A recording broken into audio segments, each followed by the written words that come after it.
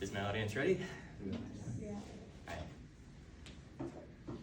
Did you know that with enough force, you could basically cave someone's chest in?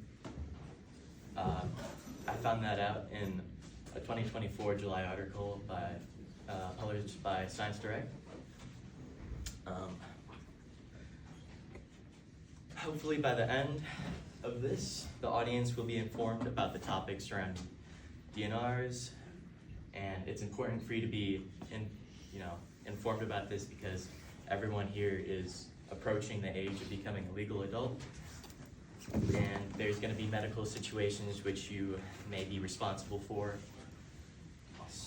And with much research done on the topics of this, I've gained a better understanding of DNRs and would like to inform the audience of my findings. Today I'm going to talk about the topics that surround DNR orders and the impact it has on the people involved with them, which include the validity of the order, the ethics of the order, and the comfortability of the patient because of the order. Alright. In April 2003, the International Consensus Conference on End-of-Life Care in the ICU recommended that decision-making regarding end-of-life care should be shared between the physician and the patient or his or her family, according to Alamadi et al. In a 2023 article published by PubMed. So the pros for the validity of a DNR would be that the validity of DNR orders are strengthened by the approach recommended from the conference.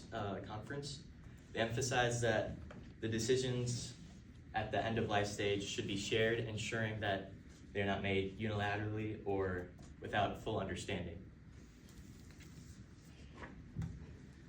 Clear guidelines for DNR orders, or TOR, which is termination of resuscitation, is necessary for nurses in order to prevent any potential confusion, legal or psychosocial issues and concerns surrounding CPR, and improve their involvement in CPR decision-making process, according to Godarzi et al. In a 2022 March article published by Ethiopian Journal of Health Sciences.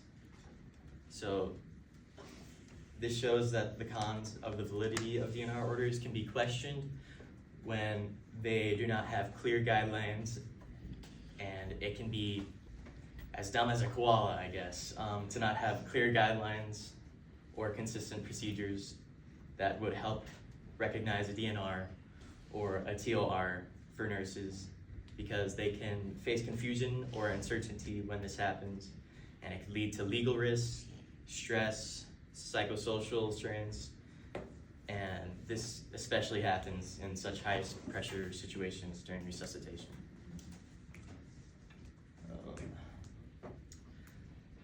On to topic 2, the ethicality of the order. Onto the pro part of the statement. 73.7% of healthcare service providers felt confident when there was a DNR order, and they did not initiate resuscitation, according to Waldrop et al. In a 2020 October article published by PubMed. This confidence shows how DNRs can align with medical decisions with ethical principles attached. These principles honoring the patient's informed choices and preventing harm by not going through invasive or unwanted procedures. And by using this consistent and filled with clarity decision and overall respect for the patient wishes and values, the DNR orders can create a more ethically grounded background and approach to care at the end of life stage. And for the cons, 58.2% of healthcare providers felt confident working through family disagreements when CPR was requested, but there was a DNR. According to Waldrop et al., in a 2022 October article published by PubMed, it shows that although DNR orders are there to ensure care in an ethical way, they can create significant conflict and moral uncertainty. And during this, in cases like this, it's like being told to run a race in both directions, so it can be very confusing. And nearly half of the providers struggle in these situations. And when they struggle, that can cause miscommunication and inconsistent care. When working through disagreement, it causes the ethical integrity of DNRs to be compromised.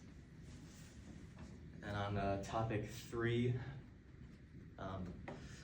the comfortability of the patient.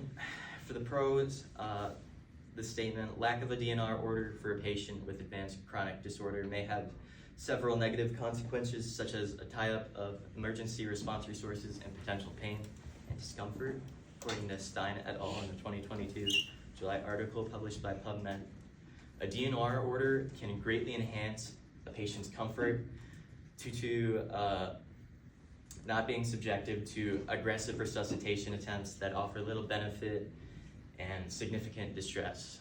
And by having a DNR, healthcare providers can focus on giving comforting measures to the patient that would align with their wishes. For the cons, the most important thing is to not harm the patient, and it can be to harm the patient if a DNR decision does not consider expected chance of survival and quality of life after resuscitation, according to Pedersen et al. In a 2020 July article published by BMC Medical Ethics. This shows that DNRs, while it can be to protect the patient from unnecessary suffering, it can be decided too quickly or without fully considering the patient's values, wishes, or most importantly, the potential for recovery. Having been informed, how do you feel about DNRs now after hearing everything about it? I advise you to look into the subject of not just DNRs, but potential medical situations or options for you so that when the time comes, you are fully prepared and you can make your choices with peace of mind.